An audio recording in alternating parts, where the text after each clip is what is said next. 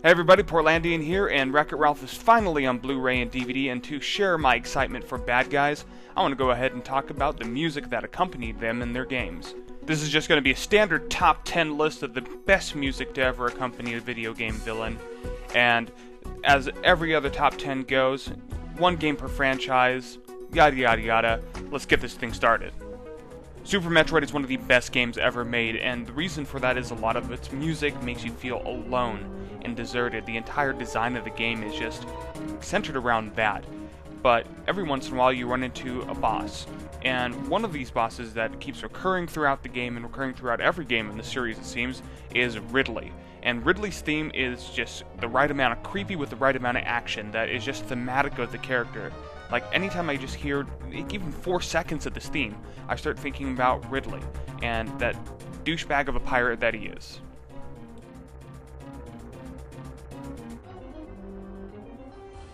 Castlevania is one of the best series of games on any platform, but the best one has to be Castlevania Dracula X Rondo of Blood, which was only released on the PC Engine over in Japan.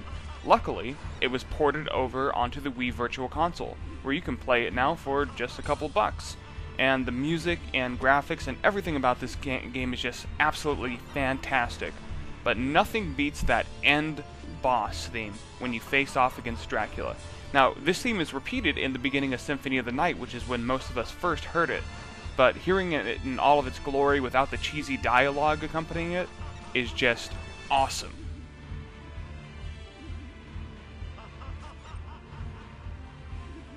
As I mentioned in my top 20 PC games of all time list, Free Space 2 is just one of my favorite games ever.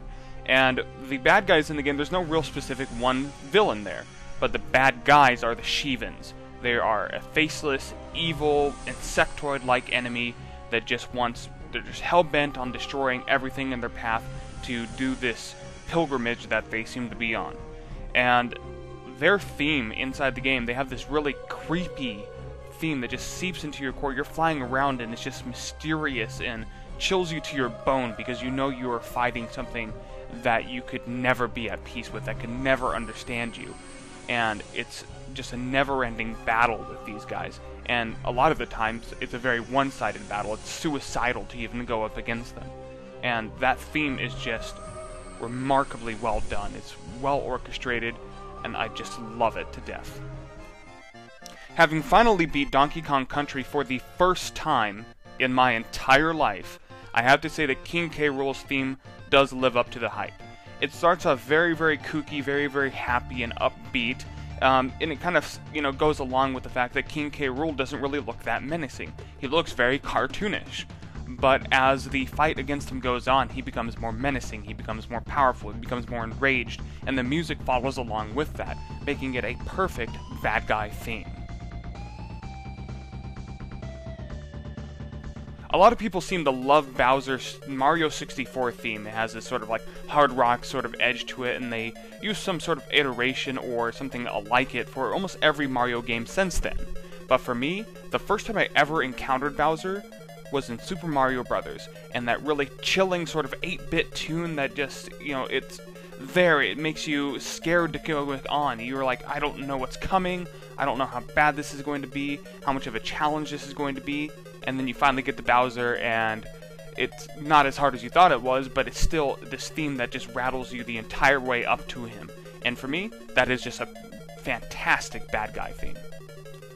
I was born in the late 80s, and because of that, Pokemon came out when I was about 8 or 9 years old, and I was swept up into that entire phenomenon, and I was very happy to, because there was a ton of great music in those Pokemon games.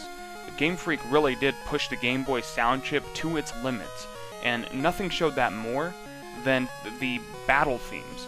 And one of the best bad guy themes ever to be created on any platform was in Gold and Silver with your rival. Now, some people will say the rival isn't really a bad guy because in the end you end up sort of making him check the errors of his ways.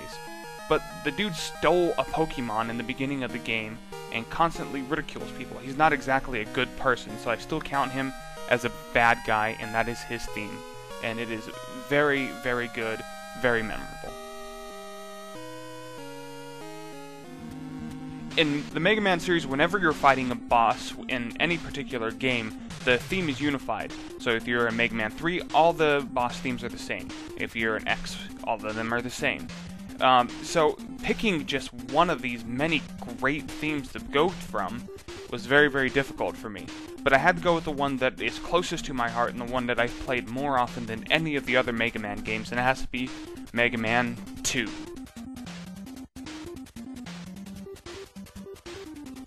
When you look at Dr. Robotnik, he doesn't seem intimidating. The guy's shaped like an egg, he traps animals and robots and, tries to make them fight you. A lot of the music in Sonic ends up being very, very happily themed. Until you reach Sonic 3, and when you're in that final boss with Robotnik, it just goes dark.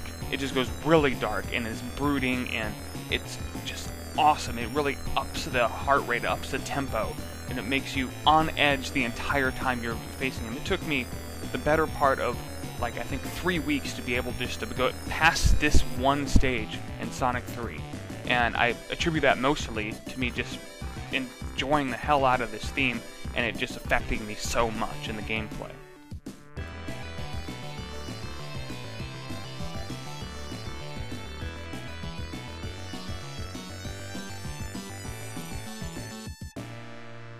Throughout the entirety of the Legend of Zelda series, there has been one bad guy that has been really, really consistent.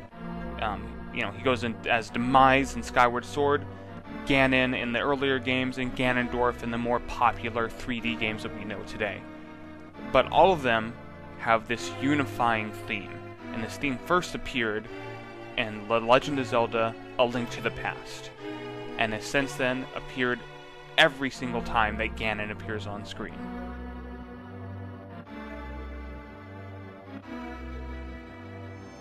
As any of you could have guessed, the best bad guy theme ever has to be Dancing Mad for Kefka. It is just the last theme you ever hear from this guy. I mean, first you had all of his kooky themes that turned really, really dark and brooding throughout the entire game, but this one just goes both ways all throughout one thematic finale for the character, and it is just absolutely perfect. There's just no comparison. It is the perfect bad guy theme, and it symbolizes everything about that character while making him just cringeworthy and just damned intimidating all at the exact same time. I just can't even explain it anymore. It's just perfect. Just listen to it.